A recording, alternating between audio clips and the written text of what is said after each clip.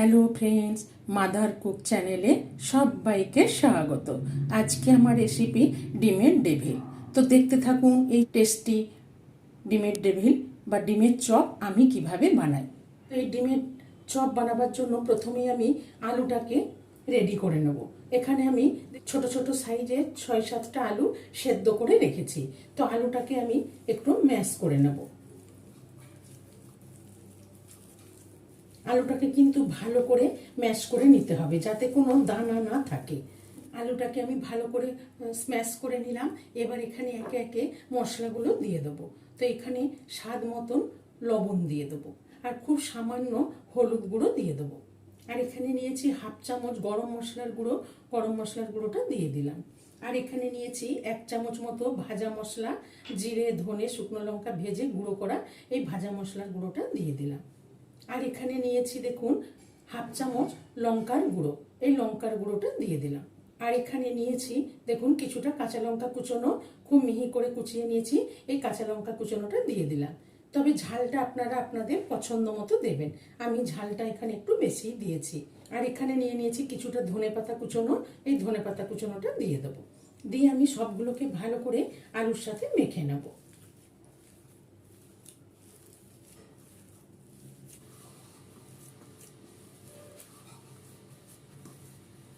দেখুন খুব সুন্দর করে মশলাগুলো দিয়ে আলুটা মেখে নিলাম। এবার দেখুন গ্যাসে একটা ফ্রাই প্যান চাপিয়ে 2 চামচ মতো রিফাইন্ড অয়েল দিয়ে দিলাম। তেলটা গরম করে নিয়েছি। এবার এখানে নিয়ে নিয়েছি পেঁয়াজ কুচোনো, একটা পেঁয়াজ কুচোনোটা দিয়ে দিলাম। একটা বড় সাইজের পেঁয়াজ কুচিয়ে নিয়েছি। এবার পেঁয়াজটাকে একটু হালকা করে ভেজে নেব। আর এখানে পরিমাণ মতন একটু লবণ দিয়ে দিলাম, কেন আলুতে আমি লবণ দিয়ে মেখে রেখেছি। এখানে পেঁয়াজের মতো একটু লবণ দিয়ে দিলাম।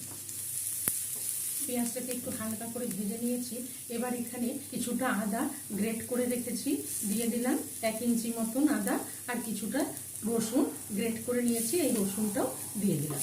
দিয়ে পেঁয়াজের সাথে আদা রসুনটাকে একটু ভালো করে ভেজে নেব। আদা রসুন পেঁয়াজটাকে হালকা করে ভেজে নিলাম। এবারে আলু মাখাটা দিয়ে দেবো। আলু মাখাটা দিয়ে ভালো করে পেঁয়াজ আদা রসুনের সাথে মিশিয়ে নেব।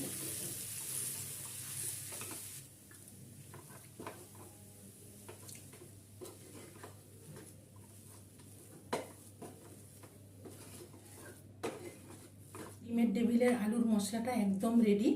এবার আমি এটাকে নামিয়ে ঠান্ডা করে নেব।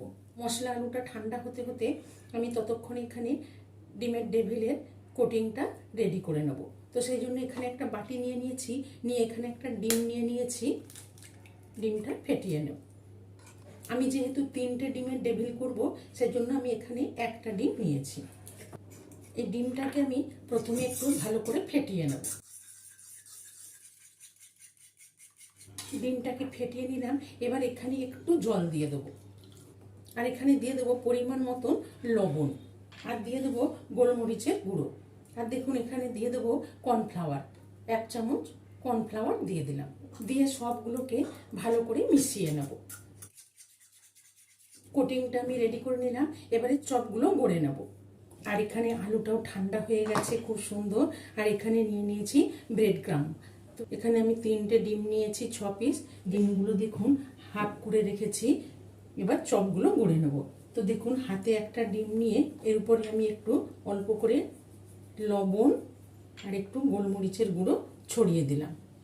দিয়ে এবারে আলু নিয়ে নিয়েছি, দেখুন আলু দিয়ে আমি কভার করে দেবো।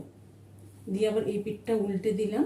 দিয়ে আবার কিছুটা আলু নিয়ে আস্তে করে পুরো ডিমটাকে কভার করে একটা ডিমেরই শেপ দিয়ে দেবো। দেখুন এরকম একটা আমি ডিমের ডেভিল গড়ে নিলাম। এবার এখানে আবারও একটা নিয়ে নেব ডিম। দিয়ে আবারও একটু হালকা করে লবণ ছড়িয়ে দিলাম। আর এখানে অল্প করে একটু গোলমরিচ গুঁড়ো ছড়িয়ে দিলাম।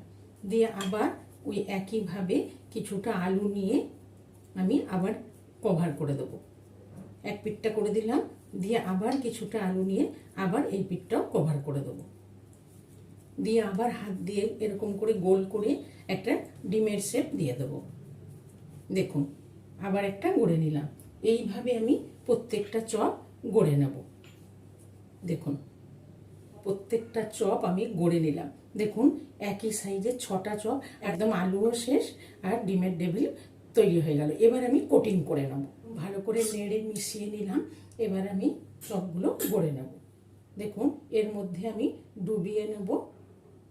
খুব সুন্দর করে আমি হাত দিয়ে ডুবিয়ে নিলাম, নিয়ে ব্রেড ক্রাম্ব মাখিয়ে দেব। দেখুন খুব সুন্দর করে ব্রেড ক্রাম্বটা আমি মাখিয়ে নিলাম, দিয়ে একটু হাত দিয়ে এরকম করে নেবো যাতে ব্রেড ক্রাম্বগুলো ভালোভাবে গায়ের মধ্যে লেগে থাকে, ঝুরঝুর করে যেন না পড়ে। আপনারা চাইলে ডিমের গোলাতে দুবার করে ডুবিয়ে নেবেন।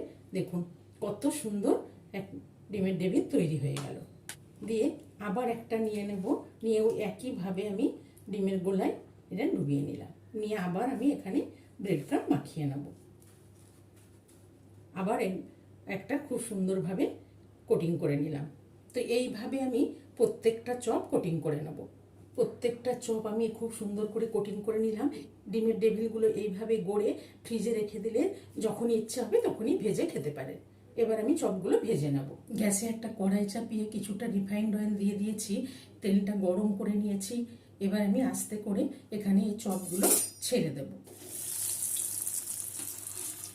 আমি এখানে আরেকটা চপ দিয়ে দেবো। আমি দুটো দুটো করে চপগুলো ভেজে নেব, একবারে বেশি চপ দেব না। গ্যাসের ফ্লেমটা লো টু মিডিয়ামে রেখে আস্তে আস্তে ভেজে নেব। আস্তে করে উল্টে দেব।